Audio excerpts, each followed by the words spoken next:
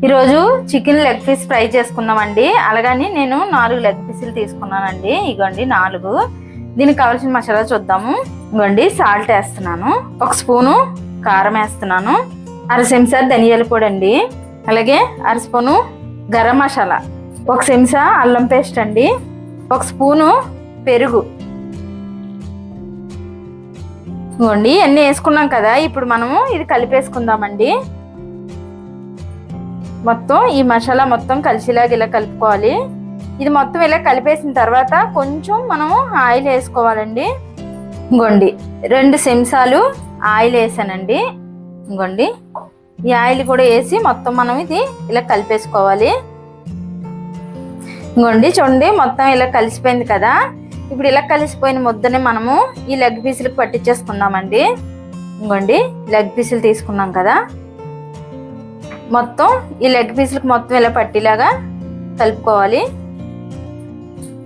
చూడండి ఇలాగా ఈ పీసులు అన్నిటికి మనం 4 పీసులకి ఇలాగే పెట్టేసుకోవాలండి. ఇంకోండి ఈ ఘాట్లలో కూడా మనము ఈ కారము ఈ మసాలా పెట్టాలండి. అలాగైతేనే లెగ్ పీస్ ఫ్రై బాగుంటది.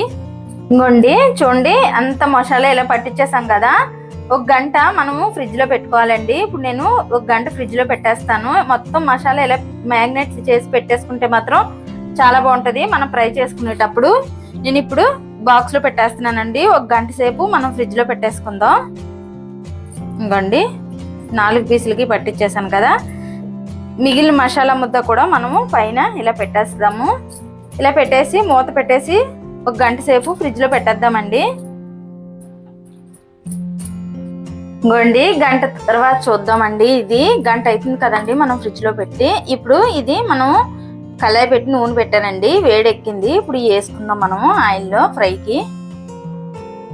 ఇంకోండి వేసేస్తున్నాను. చూడండి 1 గంట నానితే మాత్రం చాలా బాగుంటుందండి. ఇంకోండి 4 పెట్టేశాను నేను.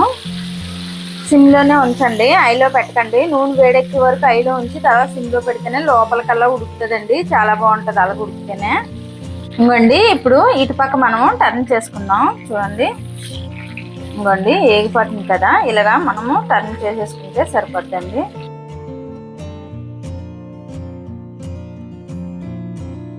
మనం మొత్తం ఇలాగే టర్న్ చేసుకోవాలండి. ఇంకోండి ఇంకోండి ఇంకొక 5 నిమిషాలు అయితే అయిపోద్ది. ఇంకోండి ఏగిపోయి ఇప్పుడు మనం తీసేసుకున్నామండి. తీసి ప్లేట్లో పెట్టేస్తున్నామండి. ఇంకోండి చూడండి ఎంత బాగా వచ్చాయో, ఎమ్మీగా కలర్ మాత్రం చాలా బాగా వచ్చాయి చూడండి. ఇంకోండి ఇంకా అయిపోయింది కదా. చూడండి ఎంత బాగా వచ్చిందో. పీస్ మాత్రం మరే సాఫ్ట్గా ఉడికిందండి, చాలా బాగుంటుంది.